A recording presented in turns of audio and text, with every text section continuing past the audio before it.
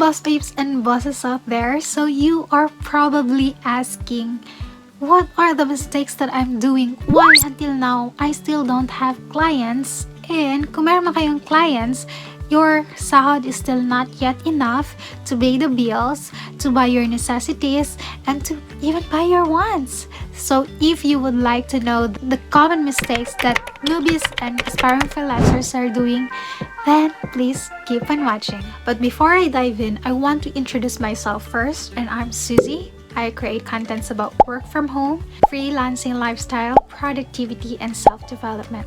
So if you like those kind of topic, please don't forget to subscribe to my channel and hit the bell button down below so that you'll get notified every time I upload a new video like this. So probably the first mistake that you are doing is you don't know how to read and follow instructions. So guys, ang dami kong mga Facebook groups na kasali ako, and every time may mga job opportunities, hindi kayo marunong mag-follow instructions. Nakikita ko, may pahaw-haw pa. I think I've already discussed this tip here sa video na to, but I would like to reiterate here kasi baka hindi nyo pa napanood yun. That's the first tip. You don't know how to read and follow instructions. May nakikita ko mga job doon nakalagay na email me at blah blah blah, but you are still asking how. Bakit ganun, guys? Tapos may nakalagay pa, I sent you a private message. Nakalagay na nga na hindi magpa-private message, mag-i-email lang. Pero bakit pa ganun? Dapat talaga mag-read muna ng description, job description, mag-read ng instruction kung paano mag-apply. Meron pang ibang mga job descriptions na sa gitna may ilalagay sila ng mga word or phrase na dapat mong ilagay sa cover letter mo or sa headline mo, sa email, yung mga ganun. Dapat you also follow that one. Again, you should read and follow instructions. Lahat ng nakalagay doon, sundin mo. Kung meron silang papasagutan, sagutan mo. Kung kailangan mag-fill up ng form, mag-fill up ng form. Kung kailangan mag-private message, mag-private message. Kung kailangan comment lang, comment lang. Kung email lang, email lang. Ganun lang, kasimple. You have to follow instruction. The second mistake that I can see is that you are not responding or replying immediately. So especially if nag-a-apply ka pa, dapat makita talaga ni client na gustong-gusto mo na ikaw yung makuha, 'di ba? So one way of letting them feel na gusto mo talaga yung job is by responding immediately. Pero marami kasi akong kilala na they want the job pero parang nag-hesitate sila mag-send ng reply kasi they are not yet sure kung tama ba yung i-reply nila sa email. So, don't be afraid. Just ask what you needed to ask. Kung ano yung gusto mong malaman, tanungin mo lang sila. And kung ano yung mga tanong nila, sagutan mo lang.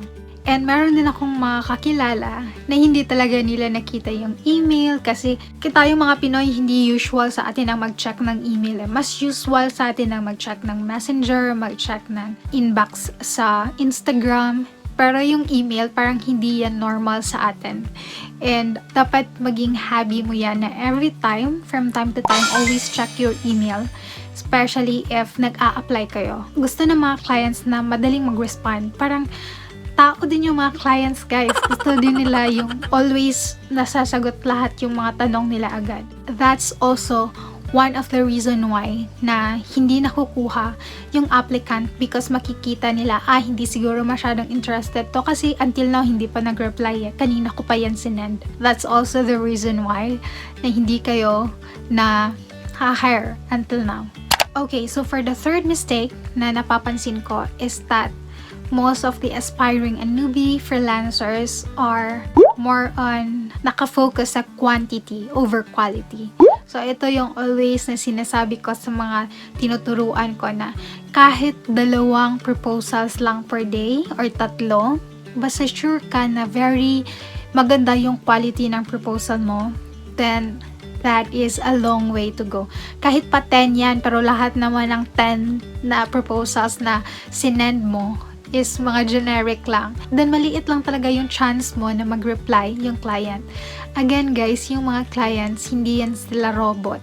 Mafe-feel nila na generic lang. Kung pinalitan mo lang yung name, name sa taas at saka yung job title. Pero the same lang yung sinisend mo sa iba't ibang applications. Please avoid sending generic cover letters. Please check out this video here kasi sinabi ko doon kung ano yung mga bagay na pwede mong ilagay para hindi siya maging generic. Please go for quality, not quantity. And the fourth mistake na dapat hindi nyo gawin is that don't beg to your application na kayo yung i-hire niya. That's a no. Kasi ang mangyayari niyan, baka i-hire nga kayo, pero sobrang baba lang ng rate na ibibigay nila sa'yo. Kasi alam niya na nangangailangan ka. So, sige nga, i-hire kita, pero ganito lang yung ibibigay ko sa'yo. Ikaw naman na sobrang eager talaga na magkaroon ng projects. Okay, sige, okay lang, ganun. Huwag ganun, guys. Dapat, instead of begging them to hire you, dapat mapakita niyo sa cover letter niyo that you are really knowledgeable. May alam talaga kayo and you know how to help them. You know how to help their business and to make their life more easier. I know a lot of clients would also prefer the one that is knowledgeable kesa yung nagbebeg na sila yung i-hire kasi kailangan nila ng pera. Again, that's the fourth tip. Don't beg the clients to hire you. Provide value instead. The fifth mistake is that you don't have a solid why or solid reason why you want to start working from home or why you want to land that particular project or job online. So, ito yung na always ko na-receive na, hey, Suy, nakapag-apply na ako 20 times, pero until now, wala pa rin akong nakukuha na client. Siguro hindi talaga sa akin yung freelancing. Okay, what? 20 applications lang? Feeling mo na hindi sa'yo yung freelancing. If you only know, I've bid to a lot of job postings, I've proposed to a lot of businesses, and I get rejected a lot of times, as in rejections after rejections after rejections after rejections. Pero hindi ako nag-give up. Dito mangyayari yung testing mo. Kung hindi to nag-work ng cover letter, baka ito. Ito naman yung gagamitin ko. Ito naman yung style ko. And every time na may mag-reply, parang may point sila. Okay, cover letter A, ito, cover letter B, cover letter C. So, every time magpropose ako, try kong gamitin si A, si B, si C. Pag may nag-reply kay A, may 1 point na si A. Pag may nag-reply kay cover letter C, 1 point na din sa letter C. Yung parang ganun, iti-test mo siya kung saan yung talagang mas nag-work or mas madalas na nag-reply yung client. So, ganun yung ginagawa ko before para makita ko kung ano talaga yung mas effective for me na cover letter. You know what? Instead na maging ma-worry ako na, ay, pang ilang ano ko na to, job proposal, wala pa rin ako natatanggap na offer, always rejections lang, or no reply at all, yung mga ganun. Instead na ma-worry ako sa ganun, actually, mas nagiging pumped pa ako. Okay, I'll send more, para makita ko kung saan talaga yung mas nag-work na cover letter. So, you can also do that one. You can make cover letter A, cover letter B, and C, and try and test that one kung saan dun yung mas mag-work for you. So, dyan talaga makikita kung gaano ba ka-strong yung reason mo or gaano ba ka-strong yung why mo kung bakit gusto mong mag-online freelancing or hindi. So, hindi reason na pang 20 applications ka na pero hindi ka pa rin nakaland ng job online. That is not the reason na hindi ka na for freelancing. It's just kailangan lang talaga ng tiyaga at sipag at determination. And yeah, dapat you have a strong why para hindi ka agad mawala sa focus mo. Know your strong why. Bakit ko ba talaga gustong mag-work online? And hold on to that para hindi ka mawala. Kung feeling mo nada-down ka na, always go back to your why. Para always mag-ground ka na naman. Okay lang. Because I know that I really want this. I really want to push this through. So, okay lang. I will still go on. I will still move forward. And yeah, that's it. Have a strong why para hindi ka madaling mawala ng gana. Okay, so for the sixth mistake is that maybe you have a wrong mindset. I want you to know that if you want to become a freelancer, you are a business owner and you are not an employee anymore. So if you are an employee before and you want to become a freelancer, you have to shift your mind na isipin nyo, okay, I'm a business owner na ngayon. Or even if you just want this one to be a sideline, always shift your mindset. Paggabi na, okay, freelance business ko na yung iisipin ko. And I'm the owner of this business. Hindi ako employee. Kasi sometimes the way we approach clients also affects kung gusto ba nila tayo. If you are still on that mindset na you are just an employee, and then that will also affect kung makikita nila, okay, so kailangan pa talaga ng guide niya. Sumusunod lang siya. If you are a business owner, you have to solve a problem. That's the reason why client will hire you, because you will help him solve problem. So that's the main thing na i-hire ka talaga.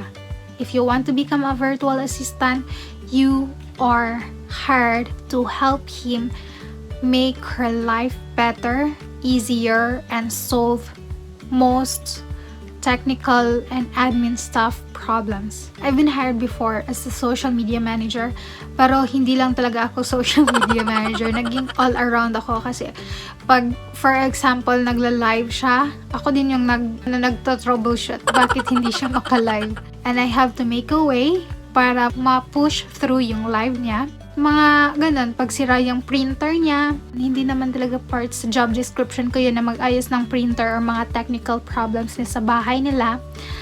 Always talaga siyang kumukol, Suzy, can you please help me? My printer is not working. Okay, but that is not part of my job description. But as long as I know how to help him, and that would be good. There's really no problem for that. Kung kailangan ng tulong, okay, alam ko naman yan at ginagamit ko din yan. So we can do that. Meron din kasi mga problems na even I, hindi ko din alam. Gino-google ko na lang, can you please try this one? Meron akong nakitang step by steps kung paano siya i-troubleshoot. Can you just please follow this one and let me know if it works? Yung mga ganun. And malaki talaga yung tulong ni Google, YouTube, at yung mga Facebook groups. Yung mga forum na mga Facebook groups. So, yeah, just please be resourceful. And the next mistake that I can see is that you don't have self-confidence.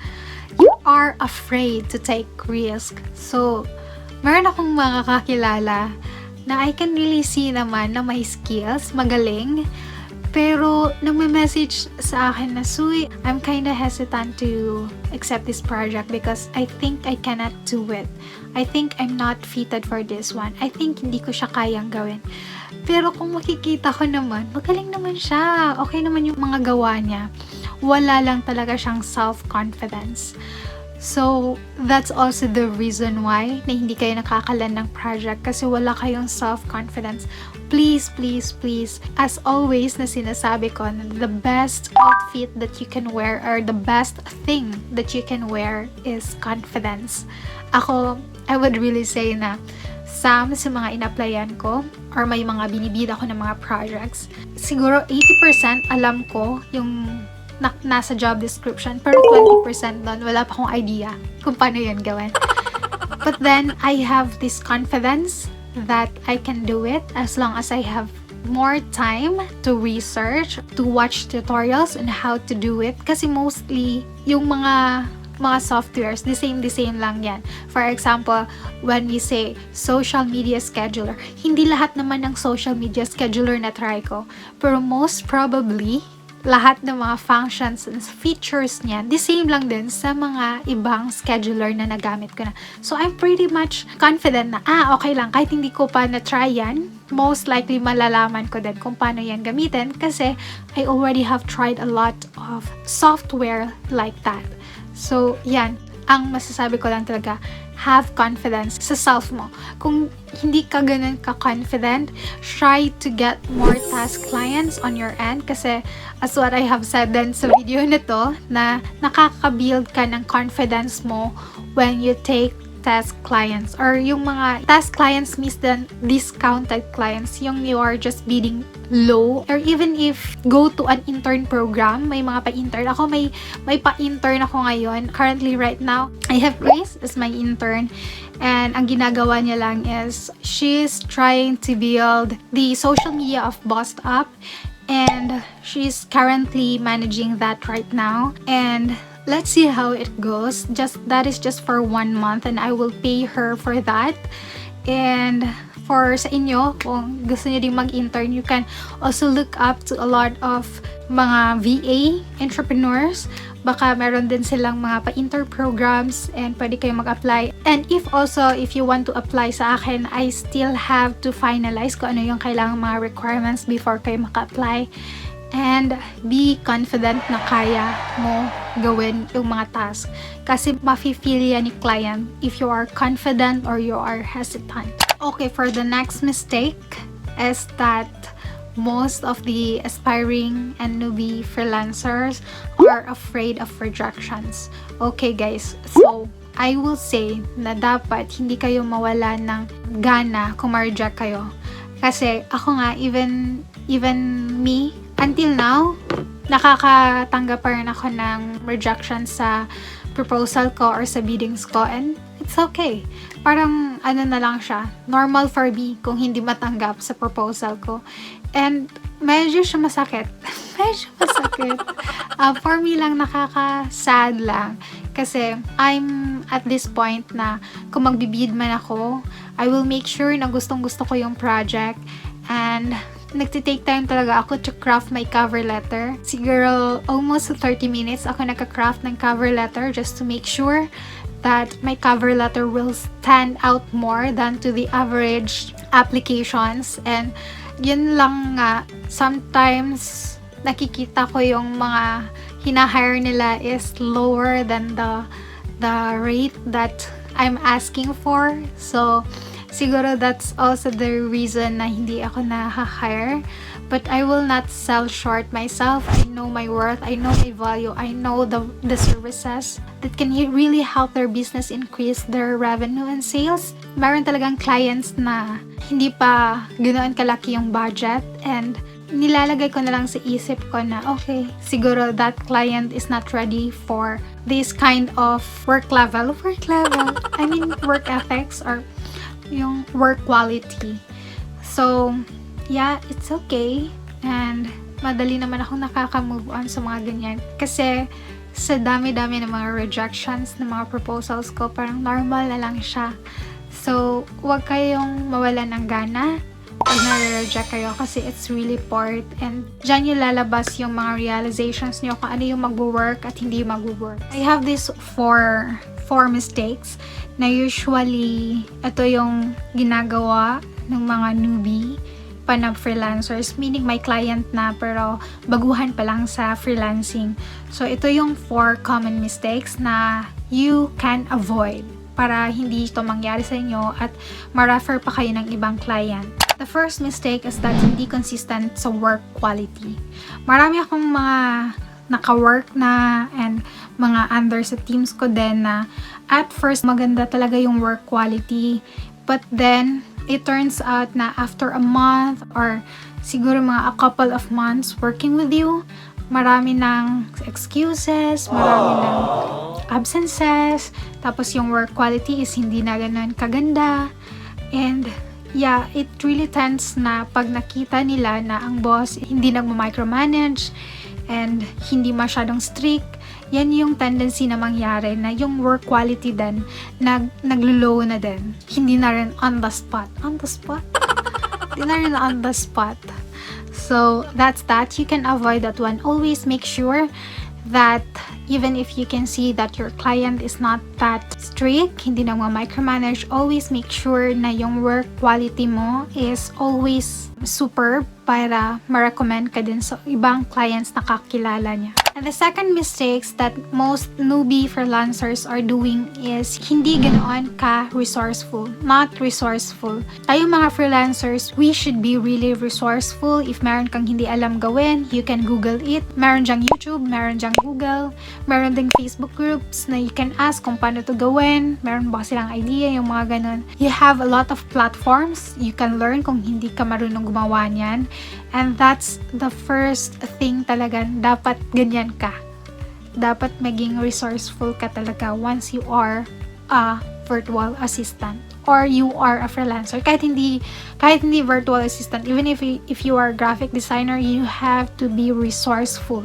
The third mistakes that a couple of newbie freelancers even experience sometimes na ano din dito is that no initiative. Kung nakikita nyo na you can fix it naman, like for example you are managing your client's website. Tapos yung pinapagawa niya lang is to upload photos sa media. But then, you can see na some of the links sa website niya is mali. But you can fix it naman. So, you can ask him or her na, hey, mali tong link na to. Can I fix it na lang? I know how to do it. So, yung ganun, dapat may initiative ka talaga. And when you can see that, uy, ang laki ng mga files mo na ipapa-upload sa website mo, maybe we can compress it para maging SEO friendly siya. At least man lang from that way, magiging SEO friendly siya. So, yung mga initiatives, kahit mga maliliit na bagay lang. For example, may pinapagawa sa'yo na task, at least man lang, do something na ma-improve yung process, na hindi kayo maging messy all over the place yung mga ginagawa nyo, may process kayo yung mga ganun. You have to have an initiative and common sense. So, very easy lang naman. Hindi naman talaga na you have to be expert at this, you have to be expert at that. Hindi naman ganun. Kailangan lang may initiative and common sense. And the fourth mistake that most newbie freelancers are doing is that yung dishonesty. Dishonest sila sa mga kahit simpleng bagay. Like for example, may meeting kayo, you should have said na lang na, can we move the meeting sa next hour na lang or sa next day kasi may power outage, yung ganun. Dapat maging honest ka kung feeling mo hindi mo matatapos yung task. Dapat maging honest ka kung hindi mo pa alam yan gamitan. Hindi lang siya sa client-to-client relationship. Also, lahat. Kailangan talaga ng honesty. So, that's the main thing also. Marami na akong kakilala din na nag-end yung project kasi they are dishonest sa client nila and nalaman ng client na, okay, you're not saying the truth, yung ganun. You just have to be transparent sa client mo para alam din niya yung side mo. Mostly naman talaga sa mga clients nakakaintindi din yan. And you just have to say it ahead of time. That's the common mistakes that newbie freelancers are doing. Okay, so the last mistake na nakikita ko mostly sa mga newbie freelancers and even yung mga experienced freelancers na din is that hindi na sila nagko-continue mag-learn ng bagong bagay or feeling nila alam na nila lahat. Kahit ako, until now, I'm still watching tutorials for beginners. Like, may mga apps na gusto pagamit si client sa akin I still don't know how to use that one. I'm still learning new tools, new strategies, and paano siya gamitin, yung mga tools na mga ganito na pang beginner pa sana. I'm still doing that. I'm still also watching tutorials and mga tips kung paano to gawin, paano to i-handle, yung mga ganun. Pag freelancer ka talaga, always updated ka sa lahat ng bagay. Kung example, if your niche is, let's say, tech, you have to update yourself sa more on tech side. Me, I am more on project management, social media, and web development. And I also have to always update myself kung anong bago sa social media, anong bago ngayon sa web development tools, anong mas magandang gamitin dito, pang backup, anong magandang gamitin for security plugins, yung mga ganun. Always keep learning. Huwag mahiya, even if you are already experienced freelancers and you are still watching pang beginners like this, it's okay kasi it will also refresh you sa mga foundations, kung anong foundation ng freelancing. So, If you are a seasoned freelancer or experienced freelancer, please comment down below and just say hi. I'm a seasoned freelancer. I'm still watching your videos kahit pang beginners to. So, yeah. Ito yung list sa lahat ng mga sinabi ko. And hopefully, nakita nyo kung saan yung mostly mistakes na gagawa nyo na reason na baka hindi kayo nagkakaroon ng clients until now. So yeah, hopefully this video is helpful.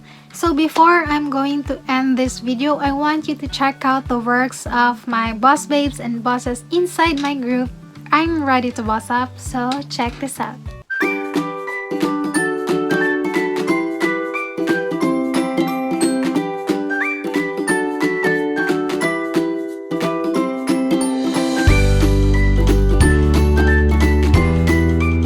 If you want to join my group, just search I'm Ready to Boss Up by 𝗏𝗏 sa Facebook page. And also don't forget to follow me on my Instagram account at 𝗏𝗏 and also follow BossedUp page sa Facebook group and see you in my other social media accounts. And don't forget to check out this video here at the top because I think that you would also love to watch that video. So yeah, hope to see you guys on my next one. Bye!